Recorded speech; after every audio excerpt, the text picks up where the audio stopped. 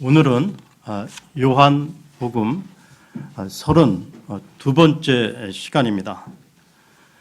지난 시간에 예수 그리스도의 초림의 목적이라는 제목으로 말씀을 나누었고요.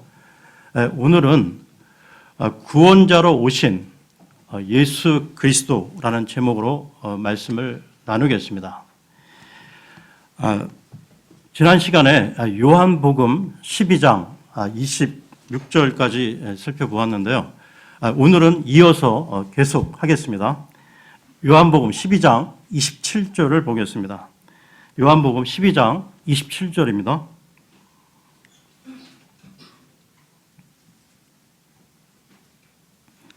지금 내 혼이 괴로우니 내가 무슨 말을 하리요? 아버지여, 이때로부터 나를 구원하여 주옵소서. 그러나 내가 이런 까닭으로 이때까지 왔나이다. 지난 시간에 예수님은 자신이 이 땅에 왕국을 세우러 오신 것이 아니라 고난을 받고 죽기 위해 오셨다고 했는데요. 그런데 예수님은 지금 내 혼이 괴로우니 라고 밝히고 있습니다. 주님은 죽음을 앞두고 마음의 갈등을 느끼셨는데요. 예수님이 괴로워하셨던 것은 육신적으로 십자가에서 당하실 고통 때문이 아니라 또한 그 죽음 자체 때문이 아니었다는 것입니다. 예수님이 진정 괴로워하셨던 것은 우리 죄들을 위하여 자신이 죄가 되시고 저주가 되셔야만 했던 것인데요. 이와 관련해 고린도 후서로 가겠습니다. 고린도 후서 5장 21절을 보겠습니다. 고린도 후서 5장 21절입니다.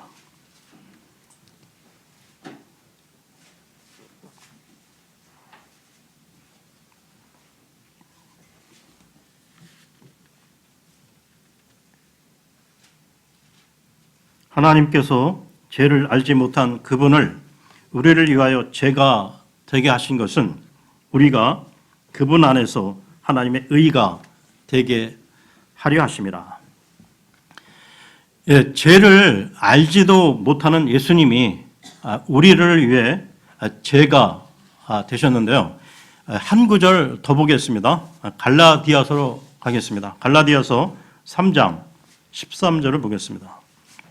갈라디아서 3장 13절입니다.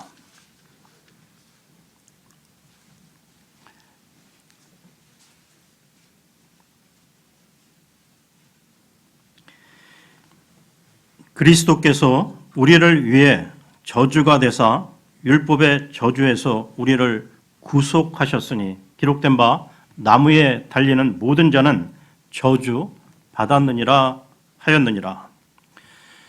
예수님은 우리를 위해 저주가 되셨는데요. 죄를 알지도 못하는 예수님은 죄를 미워하시는 하나님의 의로우신 진노를 다 받으셔야만 했고 저주를 받기 위해 나무에 달려야만 하셨던 것입니다. 그러니까 예수님이 괴로워하셨던 것은 바로 자신이 죄와 저주가 되셨다는 것이죠. 그러면 요한복음으로 돌아와서요. 12장 28절을 보겠습니다. 요한복음 12장 28절입니다. 아버지여, 아버지의 이름을 영화롭게 하옵소서 하시니 이에 하늘로부터 음성이 나서 이르시되 내가 이미 그것을 영화롭게 하였고 다시 영화롭게 하리라 하시니라. 예수님은 스스로 죄가 되셨고 저주가 되셔서 십자가에 달려 죽게 될 것을 내다보시고 혼이 괴로워하셨으나 하나님 아버지께 순종하셨습니다. 그 순종은 오직 아버지의 이름을 영화롭게 해드리기 위한 것이었죠.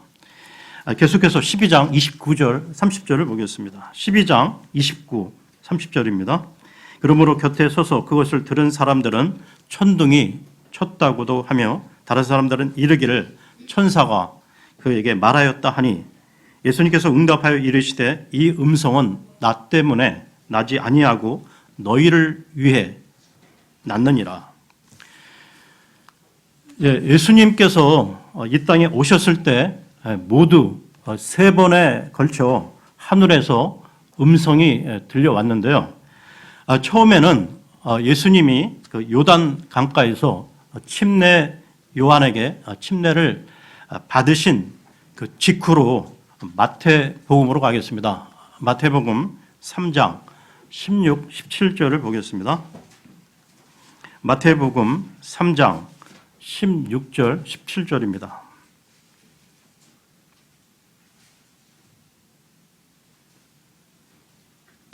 예수님께서 침례를 받으시고 곧바로 물속에서 올라오실 때 보라 하늘들이 그분께 열렸으며 또 하나님의 영께서 비둘기같이 내려와 자기 위에 내려앉는 것을 그분께서 보시더라.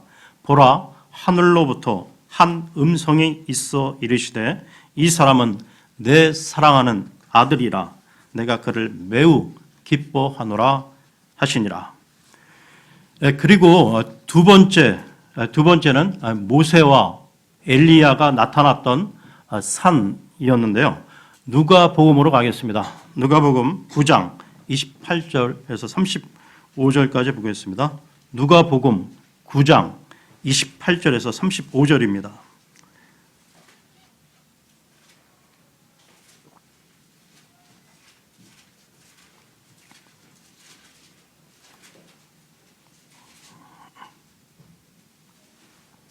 이 말씀들을 하신 뒤 여드레쯤 되어 그분께서 베드로와 요한과 야고보를 취해 기도하러 산에 올라가시더라. 그분께서 기도하실 때 그분의 얼굴 모습이 변하고 그분의 옷이 희게 되어 눈부시게 빛나더라. 보라 두 사람이 그분과 이야기하는데 그들은 모세와 엘리야더라. 그들이 영광 중에 나타나서 앞으로 그분께서 예루살렘에서 이루셔야 할 그분의 별세에 관하여 말하였으나 베드로와 또 그와 함께한 자들은 깊이 잠드니라. 그들이 깨어나서 그분의 영광과 그분과 함께 선 두 사람을 보더니 두 사람이 그분을 떠날 때 베드로가 예수님께 이르기를 선생님이여 우리가 여기 있는 것이 좋사온즉 우리가 장막 셋을 짓되 하나는 선생님을 위하여 하나는 모세를 위하여 하나는 엘리야를 위하여 짓게 하옵소서. 하나 그는 자기가 말한 것을 알지 못하더라. 그가 이렇게 말할 때 구름이 와서 그들을 덮음으로 그들이 구름 속으로 들어가면서 두려워하거늘 구름 속에서 한 음성이 나서 이르시되 이 사람은 내 사랑하는 아들이니 그의 말을 들으라 하시더라. 그리고 세 번째가 조금 전에 읽었던 그 요한복음 12장 28절인데요. 12장 28절, 요한복음 12장 28절을 다시 보겠습니다. 요한복음 12장 28절입니다. 아버지여 아버지의 이름을 영화롭게 하옵소서 하시니 이에 하늘로부터 음성이 나서 이르시되 내가 이미 그것을 영화롭게 하였고 다시 영화롭게 하리라 하시니라. 그런데요, 이 세 번 모두가 예수님의 죽으심과 관련이 있다는 것입니다. 첫 번째는 침례 받으심으로 죽음을 상징하고 있고요. 두 번째에서도 이 모세와 엘리야가 영광 중에 나타나 예수님과 함께 그분의 별세에 관해 이야기하고 있을 때였습니다. 그리고 이 세 번째 요한복음 여기서도 주님의 그때 즉 십자가 죽음의 그 시간을 앞두고 하늘에서 음성이 들려왔는데요. 이 부분을 정리하자면 예수 그리스도의 죽으심은 곧 하나님의 영광이었기에 그분의 죽음과 관련된 일이 있을 때 하늘에서 음성이 들려왔던 것입니다. 그러면 요한복음 12장 31절을 보겠습니다. 요한복음 12장 31절입니다. 이제 이 세상에 대한 심판이 있으니 이제 이 세상의 통치자가 쫓겨나리라. 마귀는 이 고린도 후서 4장 4절을 보게 되면 이 세상의 신이라고도 하고 이 세상의 통치자라고도 불리는데요. 이 사탄 마귀는 결국 쫓겨나게 될 것입니다. 예수 그리스도의 십자가 사건은 예수님을 구원자로 영접한 자신의 자녀들을 죽음의 권세로부터 구원하신 것이고요. 또한 이 세상의 통치자 마귀의 멸망이 확정된 것을 말하는 것입니다. 이와 관련해서요, 히브리서로 가겠습니다. 히브리서 2장 14, 15절을 보겠습니다. 히브리서 2장 14, 15절입니다.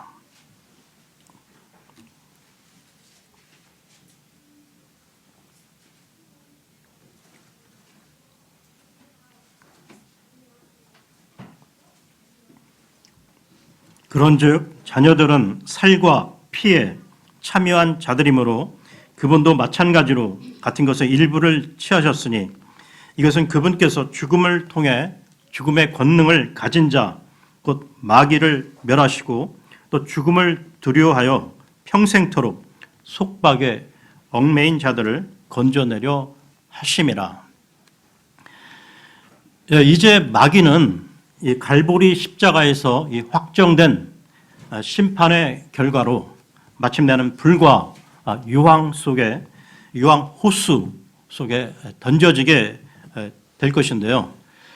지금 마귀는 그 심판의 집행이 이루어지지 않은 채 여전히 이 세상에서 활동하고 있지만 법적으로 이미 그 형이 확정되어 있는 것입니다.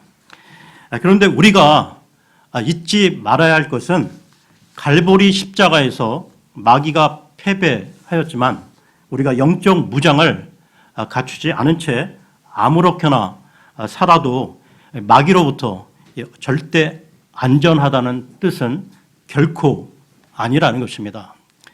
하나님 입장에서 보면 마귀는 이미 심판받아 그의 종말이 지옥 불호수에 던져지기로 결정된 것은 사실이지만 우리 입장에서 보면 우리는 여전히 마귀가 공격해 올 수 있는 대상이라는 것이죠. 따라서 우리는 하루 24시간 1년 365일 동안 한시도 쉼없이 이 마귀와 싸우지 않으면 안 된다는 것입니다. 그러므로 구원받은 그리스도인도 자칫 제약된 생활을 지속하게 되면 마귀의 지배를 받게 된다는 것이죠. 그러면 요한복음으로 돌아와서요. 12장 32절을 보겠습니다. 12장 32절입니다. 나 곧 내가 땅에서 들리면 모든 사람을 내게로 이끌리라 하시니라.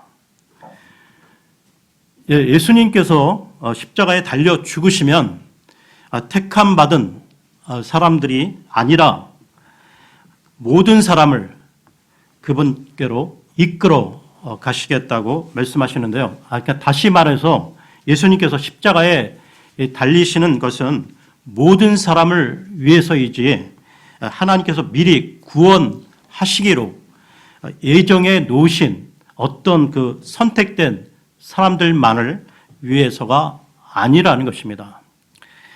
계속해서요. 33, 34절을 보겠습니다. 33, 34절입니다. 그분께서 이것을 말씀하사 자신이 어떤 죽음으로 죽을지 표적으로 보여주시니 사람들이 그분께 응답하되 우리는 율법에서 그리스도가 영원히 거하신다고 들었거늘 어찌 너는 이르기를 사람의 아들이 반드시 들려야 하리라 하느냐. 이 사람의 아들은 누구냐 하매 예수님께서 십자가 죽음을 말씀하시자 자신들의 그 짧은 그 성경 지식을 근거로 그리스도는 영원히 산다라고 메시아라고 생각하고 있던 사람들이 의아해 했는데요. 무엇보다 이 사람들은 자신들의 그 메시아에 대한 성경 지식이 온전하지 못했다는 것입니다. 다니엘서 9장 26절에는 그들의 메시아가 끊어질 것을 예언하고 있고요.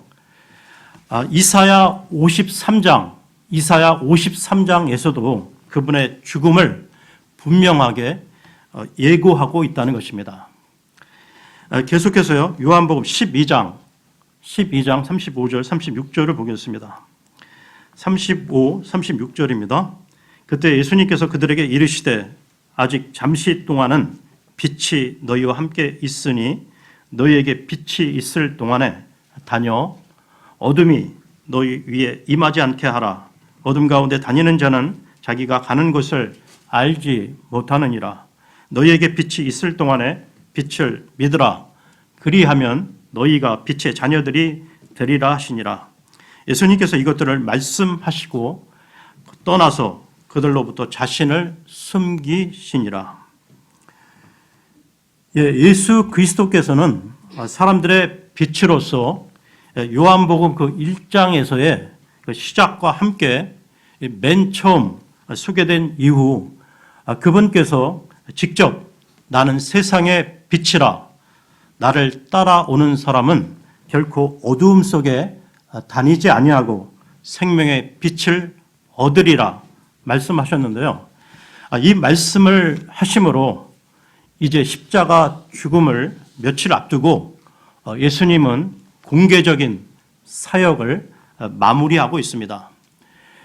이렇게 해서 예수 그리스도의 십자가 대속과 부활을 통해 마귀는 패망하게 되는데요.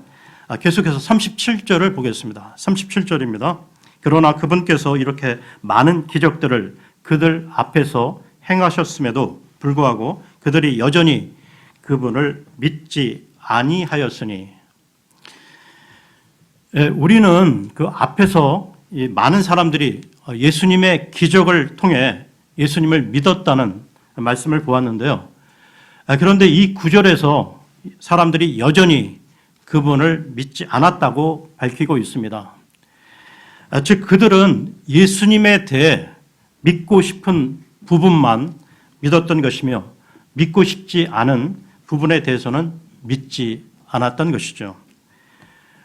오늘날도 마찬가지로 사람들은 예수님에 대해 자신들이 믿고 싶은 면만 믿고 자신의 마음에 들지 않는 부분은 받아들이지 않고 지나친다는 것입니다.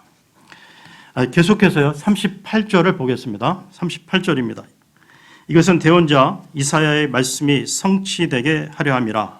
그가 말하되 주여 우리가 전한 것을 누가 믿었나이까? 주의 팔이 누구에게 나타났나이까 하였더라. 여기 그 대언자 이사야의 말씀이란 이사야 53장의 말씀을 말하는 것인데요. 이사야 53장에 보게 되면 예수님께서 이 땅에 초림하셨을 때 이스라엘로부터 어떤 영접을 받게 될 것인가에 대해 예언되어 있다는 것입니다. 이사야 53장 3절, 4절을 보겠습니다. 이사야 53장 3절, 4절입니다.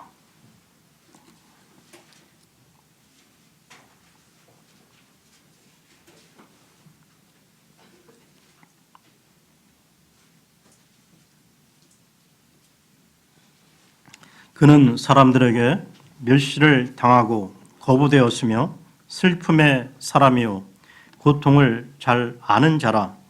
우리는 그를 피하려는 것 같이 우리의 얼굴을 감추었으며 그는 멸시를 당하였고 우리는 그를 기히 여기지 아니하였도다. 참으로 그는 우리의 고통을 짊어지고 우리의 슬픔을 담당하였거늘 우리는 그가 매를 맞고 하나님께 맞아 고난을 당한다고 생각하였노라. 예수님의 그 초림 당시 그 사람들 앞에 의심할 여지가 없는 수많은 증거가 제시되었음에도 그들은 예수님을 믿지 않았는데요. 그들은 애초부터 믿을 의사가 없었던 것입니다. 그 결과 하나님께서는 그들로부터 눈을 돌리셨고 그들의 마음 문을 닫아버리셨는데요. 이로써 그들은 이제 믿고 싶어도 믿을 수 없게 되었던 것입니다. 그리하여 그들은 구원받을 수 있는 기회를 놓치고 말았던 것이죠. 요한복음으로 돌아와서요. 12장 39절에서 41절을 보겠습니다. 요한복음 12장 39절에서 41절입니다. 그러므로 그들이 능히 믿지 못하였으니 그 까닭은 이사야가 다시 말하였기 때문이라. 이르되 그분께서 그들의 눈을 멀게 하시고 그들의 마음을 강팍하게 하셨으니 이것은 그들이 눈으로 보고 마음으로 깨달아 회심하여 내게 고침을 받지 못하게 하려 함이라 하였더라. 이것들은 이사야가 그분의 영광을 보고 그분에 대해 말하였을 때 이른 것이더라. 이처럼 그들이 빛이신 예수 그리스도를 거부한 결과 그들에게 돌아온 것은 처절한 어둠이었는데요. 진리를 거부한 그들에게 더욱더 완악한 마음이 더해졌습니다. 그로 인해 이스라엘은 그 후로 2000년 동안 암울하고 비참한 역사의 질곡을 벗어나지 못하게 되었던 것이죠. 계속해서 42절, 43절을 보겠습니다. 42, 43절입니다. 그럼에도 불구하고 우두머리 치리자들 가운데서도 많은 사람들이 그분을 믿되 바리새인들로 인해 회당에서 쫓겨날까 염려하여 그분을 시인하지 못하였으니 이는 그들이 사람들의 칭찬을 하나님의 칭찬보다 더 사랑하였기 때문이더라. 예수님 당시에 그토록 눈이 멀고 마음이 완악한 유대인들이 있었던 반면에 그럼에도 불구하고 상급 그 관원 중에서도 많은 이들이 예수님을 믿었는데요. 그러나 그들은 바리새인들 때문에 드러내놓고 예수님을 공개적으로 지지하지는 못했습니다. 그것이 발각되면 이 공회에서 출애되기 때문이었죠. 계속해서 44, 45절을 보겠습니다. 44, 45절입니다. 예수님께서 외쳐 이르시되 나를 믿는 자는 나를 믿지 아니하고 나를 보내신 분을 믿으며 나를 보는 자는 나를 보내신 분을 보느니라.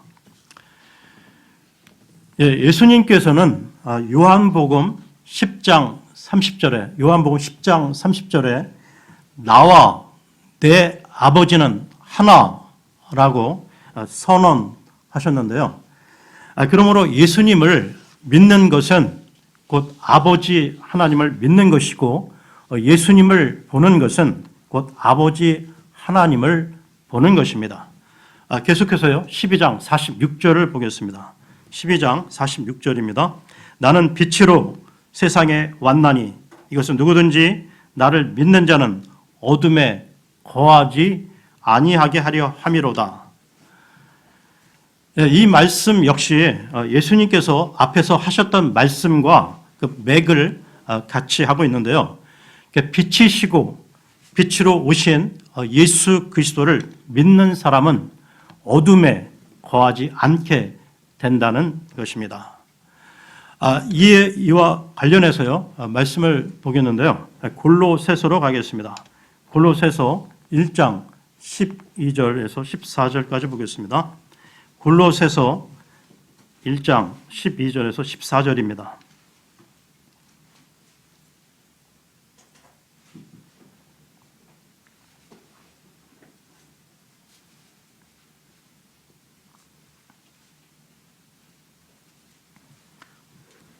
우리를 빛 가운데서 성도들의 상속 유업에 참여하는 자가 되기에 합당하게 하신 아버지께 감사드리기를 원하여노라.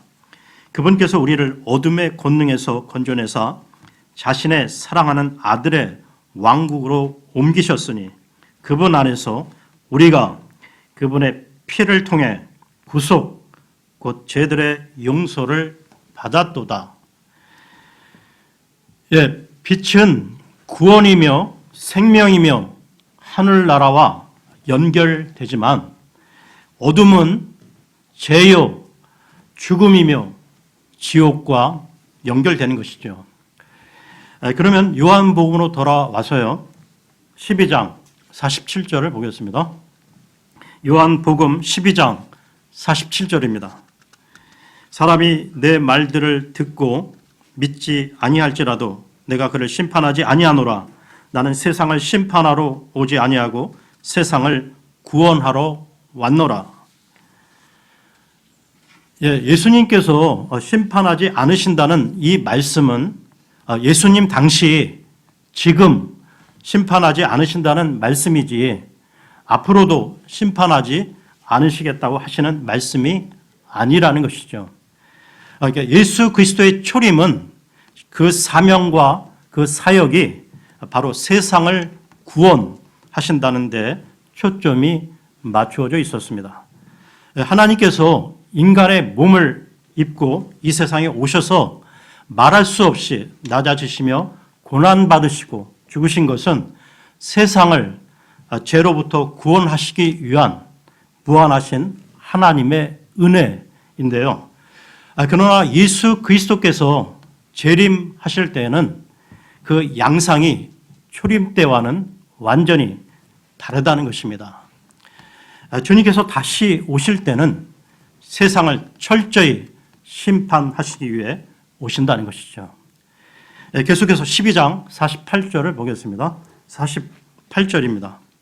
나를 거절하고 내 말들을 받아들이지 아니하는 자에게는 그를 심판하는 이가 있으니 곧 내가 한 말 바로 그 말이 마지막 날에 그를 심판하리라. 그분의 말씀을 받아들이지 않으면 그 말이 그를 심판하리라고 말씀하시는데요. 즉 예수 그리스도께서 말씀하신 그 말입니다. 여러분, 하나님께서 벌써 3,500년 전에 장차 한 대언자, 즉 예수 그리스도를 일으키시고 하나님의 말씀들을 그의 입에 두시겠다고 모세에게 예고하셨는데요.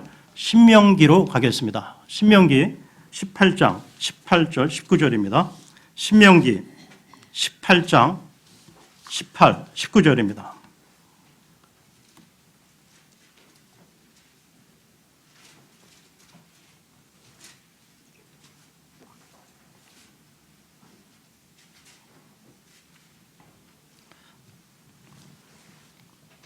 내가 그들의 형제들 가운데서 너와 같은 대언자 하나를 그들을 위하여 일으키고 내 말들을 그의 입에 두리니 내가 그에게 명령할 모든 것을 그가 그들에게 말하리라. 누구든지 그가 내 이름으로 말할 내 말들의 귀를 기울이지 아니하면 내가 그에게 그것을 요구하리라. 이 말씀은 이 하나님께서 예수 그리스도에게 모든 것을 위임하셨다는 것이죠. 그러므로 하나님을 믿는다고 하면서 예수님을 믿지 않으면 그것은 결국 하나님을 믿지 않는 것입니다. 다시 말해 만일 누군가 예수님을 믿지 않으면 아무리 그가 하나님을 믿는다고 주장해도 하나님을 믿는 것이 아니라는 것이죠. 그러면 요한복음으로 돌아와서요. 12장 49, 50절을 보겠습니다. 요한복음 12장 49, 50절입니다. 나는 스스로 말하지 아니하였고 나를 보내신 아버지께서 내가 이를 것과 말할 것을 친히 내게 명령으로 주셨느니라. 나는 그분의 명령이 영존하는 생명인 줄 아노라. 그러므로 내가 무엇을 말하든지 아버지께서 내게 말씀하신 그대로 내가 말하노라 하시니라. 예수님께서는 하나님의 말씀이 명령이라고 말씀하시는데요.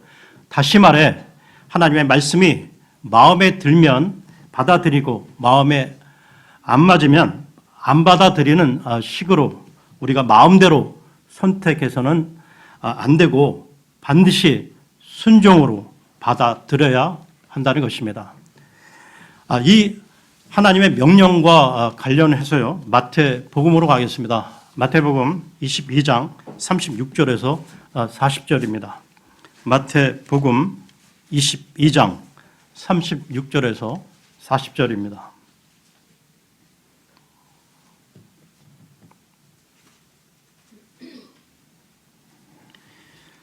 선생님이여, 율법에서 큰 명령은 무엇이니까 하며 예수님께서 그에게 이르시되 너는 내 마음을 다하고 혼을 다하고 생각을 다하여 주 내 하나님을 사랑하라.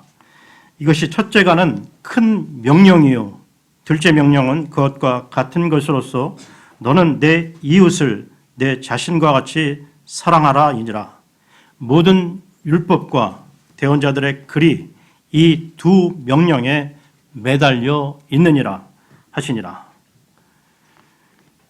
우리가 하나님을 진정 사랑한다면 그분의 말씀을 받아들이지 않을 수 없는 것이고 그 연장선에서 이웃에게 그 말씀을 전파하지 않을 수 없다는 것입니다. 그것이 이웃을 진정 사랑하는 것이 되기 때문이죠. 이렇게 해서 주님의 이 공개적인 사역은 요한복음 12장으로 마치고요. 다음 13장부터는 제자들을 향한 개인적인 사역으로 넘어갑니다. 오늘은 여기까지 하겠습니다.